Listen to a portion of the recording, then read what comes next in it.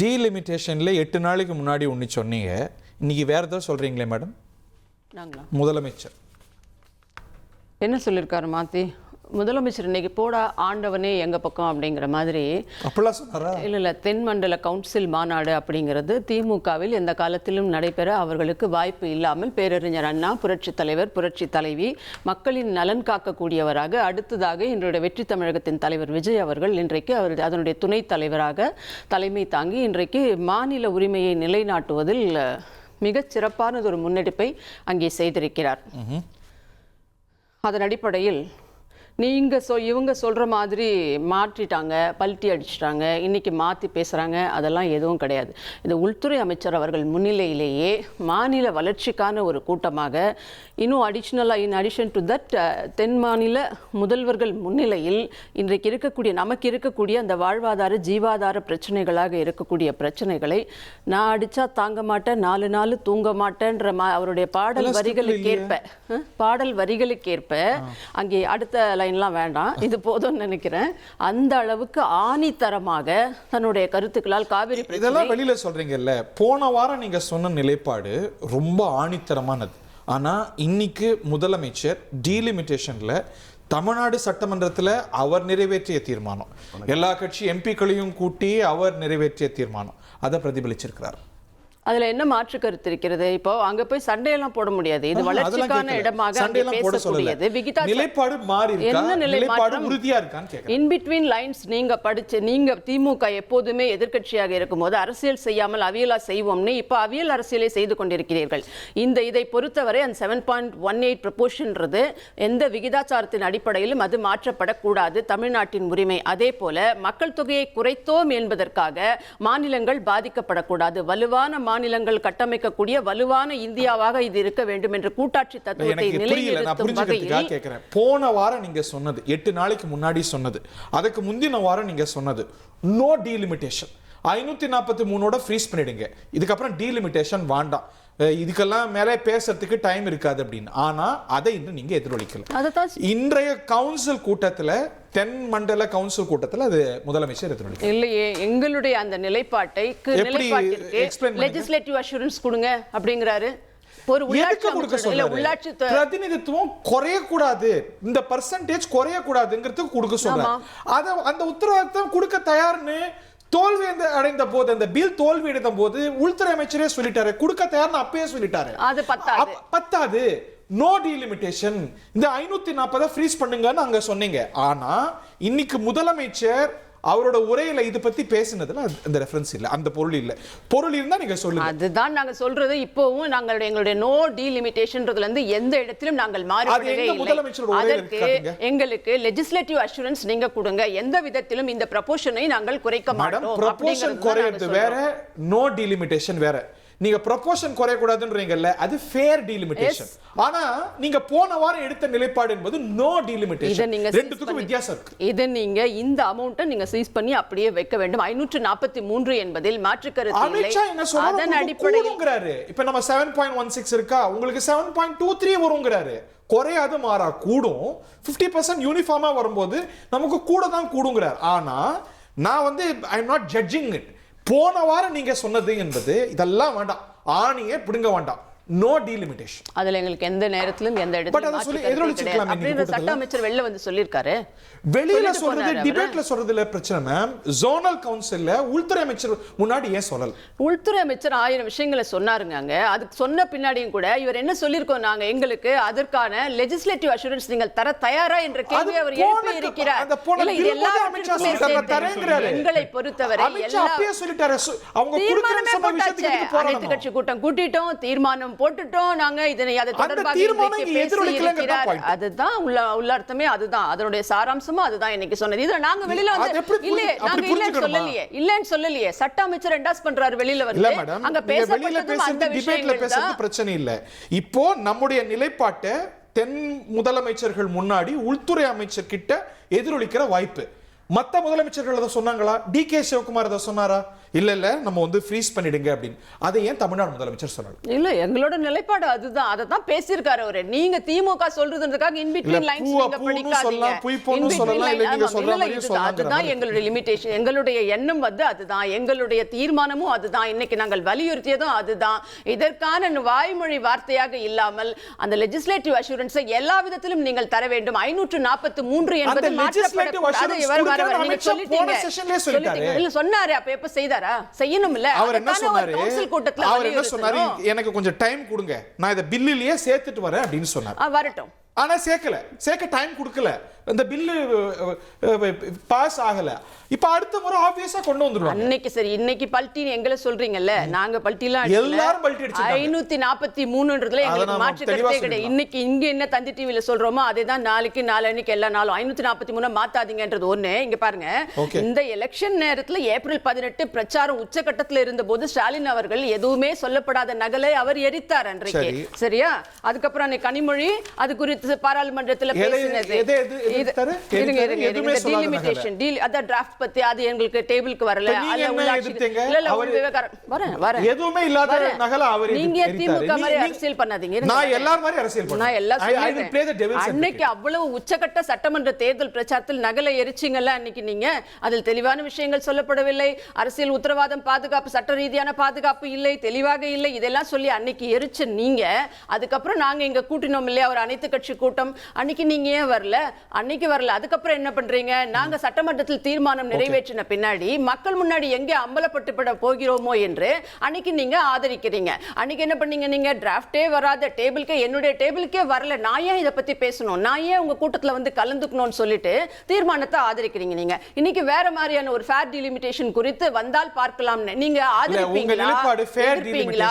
No delimitation. No delimitation. there is no second thought in this. மக்கள் தொகையை கட்டுப்படுத்துவதில் வெற்றி பெற்றதற்காக எந்த மாநிலத்தின் நாடாளுமன்ற பிரதிநிதித்துவமும் குறையாது என்ற சட்டப்பூர்வ உத்தரவாதத்தை ஒன்றிய அரசு வழங்க வேண்டும்னா அதோட பொருள் ஃபேர் டிலிமிட்டேஷன் இல்ல. அப்படி எங்களுக்கு அதுல அது எங்களுக்கு செகண்ட் கருத்து, இது முதல் கருத்து. செகண்ட் கருத்து நோ டிலிமிட்டேஷன்ன்றதுல நாங்கள் தெளிவாகவும் உறுதியாக இருக்கிறோம். இல்ல ஹரி, இது கம்ப்ளீட் யூ டர்ன். அது அவங்க ஏத்துக்கலன்னா அது வேற விஷயம். But it's a complete you turn. இப்போ திமுக இந்த நிலைப்பாடு எடுத்தாங்கன்னு நேஷனல் சேனல்ஸ்ல இவங்க கிரிட்டிக்கலா இருந்தாங்க. தாவேகா 10-15 நாட்களுக்கு முன்பு திமுகவுக்கும் பாஜகவுக்கும் உறவு ஏற்பட்டு விட்டது. அதனாலதான் திமுக இந்த மாதிரி முதல்ல திமுக என்ன சொன்னாங்க?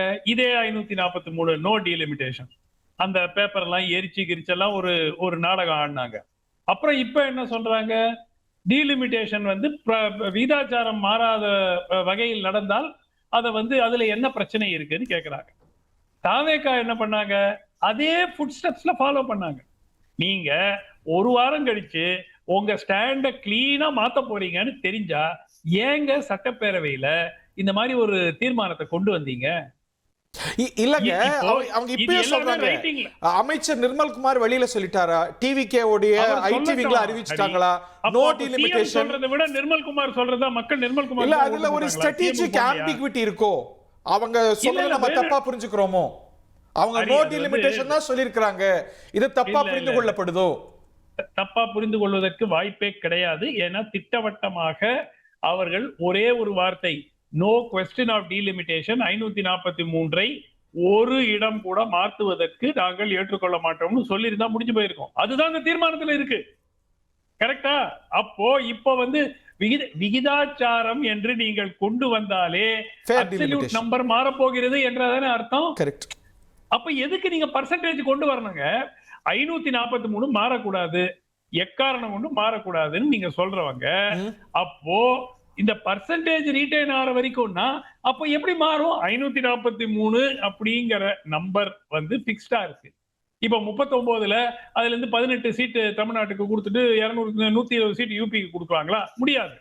So logically this is a complete U-turn. இந்த U-turnக்கு என்ன காரணம்? அப்படினா they would stick by that. இது முடிச்ச உடனே கிளாரிஃபிகேஷன் மேல கிளாரிஃபிகேஷன் உங்களுக்கு வருது. ஹரி இல்ல maybe there was a confusion. அதிகாரிகள் ஒரு மாதிரி எப்படி கன்ஃபியூஷன்?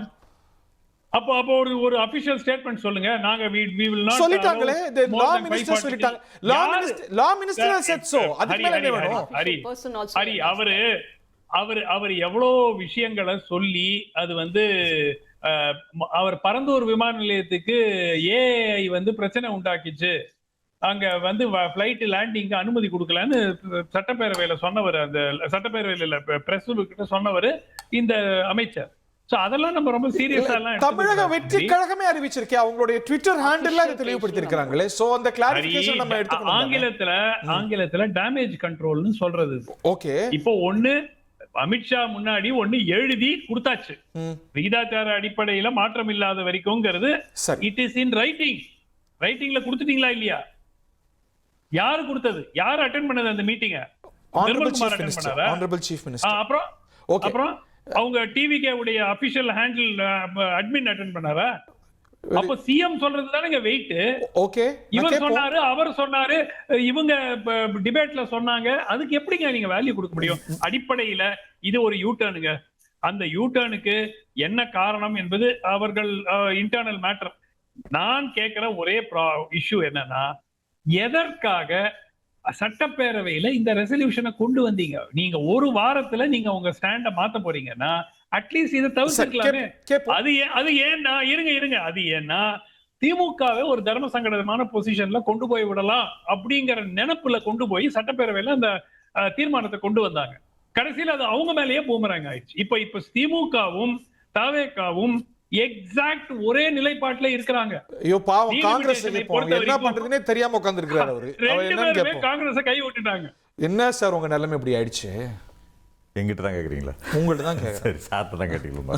அதாவது இதில் ஒரு சின்ன கன்ஃபியூஷன் இருக்கிறது உண்மை ஆக்சுவலாக. ஆனால் பெரிய கன்ஃபியூஷன் இல்லை ஆக்சுவலாக அவரோட ஸ்பீச்சை நான் முழுசாக பார்த்தேன். பேரா எண்டில் இன்னொன்னையும் கோட் பண்ணுறாரு. 1971 சென்சஸ் அடிப்படையில் தான் இருக்கணும் அப்படிங்கிறதே ஃப்ரீஸ் தான். 1971 சென்சஸில் இருக்கணும்னா இதே தான் 39/543 இருக்கணும் அப்படிங்கிறது தான் இதாக இருக்க முடியும், வேற ஒன்றும் இருக்க முடியும். அது அதுவும் இருக்குது, அடுத்த பேரால எண்டில் இருக்குது. அதே மாதிரி சதர்ன் ஸ்டேட்ஸோட ரெப்ரசன்டேஷன் குறையுதுன்றத ஒரு ஃபியரை காட்டுறதுக்கு தான் அந்த புரிதல் தப்பா வரதா? தென்மர சின்னத்துல ஒரு குத்து, ஆணி சின்னத்துல இல்ல தவறான அது.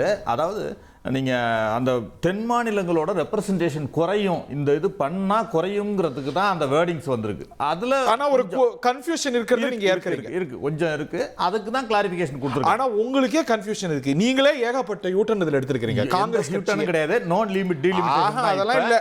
கேளுங்க, நோ டீலிமிட்டேஷன் தான் உங்க நிலைப்பாடு இந்த வாரம். இன்னைக்கு இல்ல நீங்க ஏங்க சரி, நீங்க ஃபேர் டீலிமிட்டேஷன் பாஜக செய்யும்னு நீங்க சொல்றீங்கன்னா நான் எதையும் சொல்றது நான் வந்து உங்கள்ட்ட I'm playing the devil's advocate. நீங்க சில மாதங்களுக்கு முன்னாடி தூக்கி நின்று பிடிச்சிட்ட பதாகை வந்து ஃபேர் டீலிமிட்டேஷன். கேசி வேணுகோபால் அமித்ஷா சொல்லும்போது இத சட்டத்துல கொண்டு வாங்குறாரு. இன்னைக்கு வந்து அதெல்லாம் செல்லாது, நோ டீலிமிட்டேஷன்.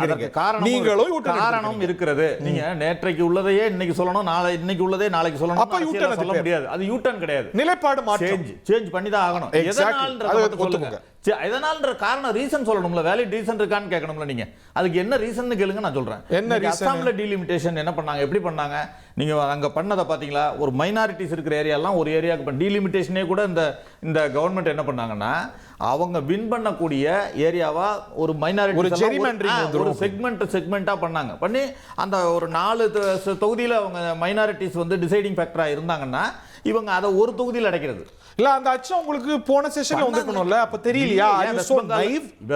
வெஸ்ட் பெங்கால்ல அதே மாதிரி பண்ணாங்க. இந்த மாதிரி நிறைய இடங்கள்ல பண்ணதுனால எஸ்ஐஆர் பிராக்டிஸ்ல இருந்து எல்லாவற்றிலும் இவங்க வந்து பிராக்டிஸா மால் பிராக்டிஸா பண்றதுனால தான் நாங்க இந்த டீலிமிட்டேஷன் நோ டீலிமிட்டேஷன். ஆனா முதலமைச்சர் இதெல்லாம் வந்து ஒரு சின்ன கன்ஃபியூஷன் இருக்கிறது. அது பாருங்க, கூட்டணி கட்சியே சொல்லுது மேடம். கன்ஃபியூஷன்னா அவரோட ஸ்பீச் நீங்க இல்லங்க, நீங்க ஆனா அவர் தெளிவா அந்த 1971 சொல்றப்ப அது ஃப்ரீஸ் தாங்க. நீங்க வந்து இன்டர்பிரேஷன் அப்படிதானே ஏங்க ஒவ்வொருத்தரும் அவர் என்ன சொல்லி அவர் சொல்லிருக்காரா இல்லையா? 1971 சென்சஸ் அடிப்படையில தான் இருக்கணும்ங்கறத ஸ்பீச்ல கொண்டு வந்திருக்காரா இல்லையா? அப்படினா அப்படிதானே, ஃப்ரீஸ் தானே அது அர்த்தம். அப்படி நீங்க பொருள் கொள்ள கூடாதா?